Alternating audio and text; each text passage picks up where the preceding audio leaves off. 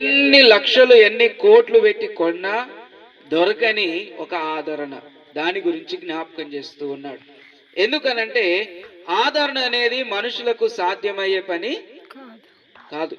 ఎందుక మనసులో ఉండే వేదన ఎదుటి మనిషికి తెలుస్తుందా? తెలియదు. ఎవరికి తెలుస్తుంది? దేవుడికే తెలుసు. దేవునికి ఏది దాచిపడి ఉండదు, అన్ని ఆయనకు తెలుసు. కాబట్టి నిజంగా ఆదరణ ఓదార్పు కలిగించాలి అనంటే ఎవరికి సాధ్యం అనంటే దేవునికి ఒక్కనికే సాధ్యం. సేవకుడైనా కూడా దేవుడు చెప్తేనే మాట్లాడగలుగుతాడు, కానీ సొంతగా అయితే మాట్లాడలేదు. కాబట్టి జ్ఞాపకం చేసుకుంటే ఇక్కడ ఒక మాట జ్ఞాపకం చేస్తున్నాడు 3వ వచనంలో, కనికరము చూపు తండ్రి సమస్తమైన ఆదరణను అనుగ్రహించు దేవుడు. మన దేవుడు ఎలాంటి వాడు అనంటే సమస్తమైన ఆదరణ కలిగించు దేవుడు.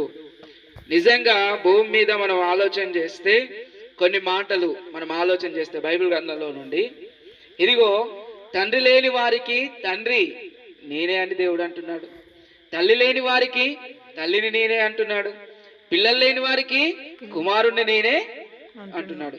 ఏలే అనగా మనకు శిశువు. దాని అర్థం ఏంటి? మనకు ప్రతి విధమైనటువంటి బంధము దేవునితోనే ఉన్నది. ఎవరితోనే ఉన్నది? దేవునితోనే ఉన్నది.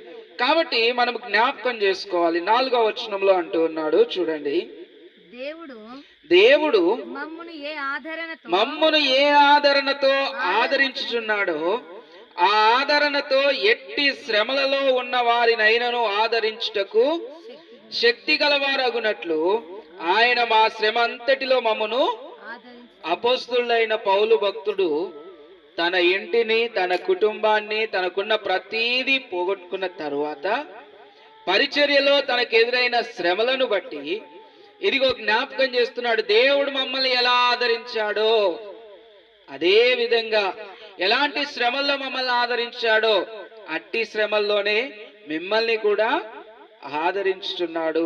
5వ వచనం, క్రీస్తు యొక్క శ్రమలు మా ఎందెలాగు విస్తరించుచున్నావే అలాగే క్రీస్తు ద్వారా ఆదరణయు మాకు.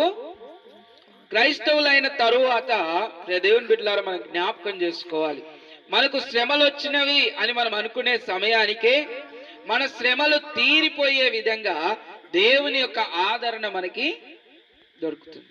అది మనం జ్ఞాపకం చేసుకోవాలి. 6వ వచనం చివరి మాట, ఈ ఆదరణ మేము కూడా పొందుచున్నట్టు ఆ శ్రమలను ఓపికతో సహించుటకు కార్యసాధకమై ఉన్నది. నిజంగా మరి దేవుడు ఆదరణ ఎందుకు కలిగిస్తాడు?